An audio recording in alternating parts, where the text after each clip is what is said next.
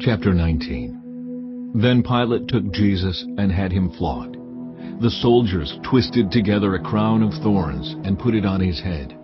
They clothed him in a purple robe and went up to him again and again, saying, "Hail, King of the Jews!" And they slapped him in the face. Once more Pilate came out and said to the Jews gathered there, "Look, I am bringing him out to you to let you know that I find no basis for a charge against him." When Jesus came out wearing the crown of thorns and the purple robe, Pilate said to them, "Here is the man." As soon as the chief priests and their officials saw him, they shouted, "Crucify! Crucify!" But Pilate answered, "You take him and crucify him. As for me, I find no basis for a charge against him." The Jewish leaders insisted, "We have a law, and according to that law, he must die, because he claimed to be the Son of God." When Pilate heard this, he was even more afraid, and he went back inside the palace. "Where do you come from?" he asked. But Jesus gave him no answer. "Do you refuse to speak to me?" Pilate said. "Don't you realize I have power either to free you or to crucify you?" Jesus answered, You would have no power over me if it were not given to you from above. Therefore the one who handed me over to you is guilty of a greater sin."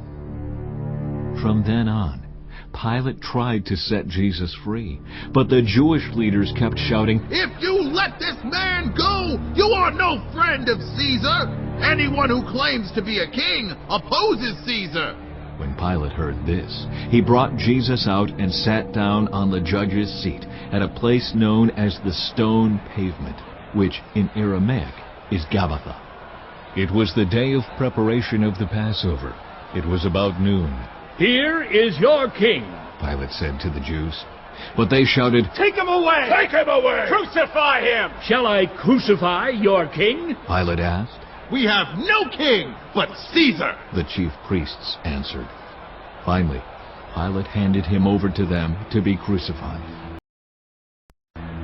So the soldiers took charge of Jesus. Carrying his own cross, he went out to the place of the skull, which in Aramaic is called Golgotha. There they crucified him, and with him 2 others, one on each side, and Jesus in the middle. Pilate had a notice prepared and fastened to the cross. It read, "Jesus of Nazareth, the King of the Jews."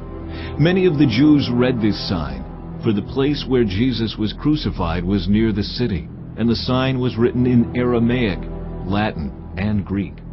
The chief priests of the Jews protested to Pilate, "Do not write the King of the Jews, but that this man claimed to be King of the Jews." Pilate answered. "What I have written, I have written." When the soldiers crucified Jesus, they took his clothes, dividing them into 4 shares, one for each of them, with the undergarment remaining. This garment was seamless, woven in one piece from top to bottom. "Let's not tear it. They said to one another. Let's decide by lot who will get it."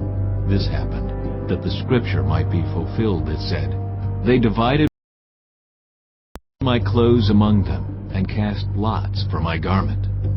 So this is what the soldiers did. Near the cross of Jesus stood his mother's sister, Mary, the wife of Clopas, and Mary Magdalene. When Jesus saw his mother there, and the disciple whom he loved standing nearby, he said to her, "Woman, here is your son. and to the disciple, Here is your mother."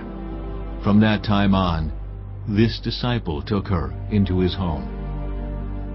Later, knowing that everything had now been finished, and so that Scripture would be fulfilled, Jesus said, "I am thirsty."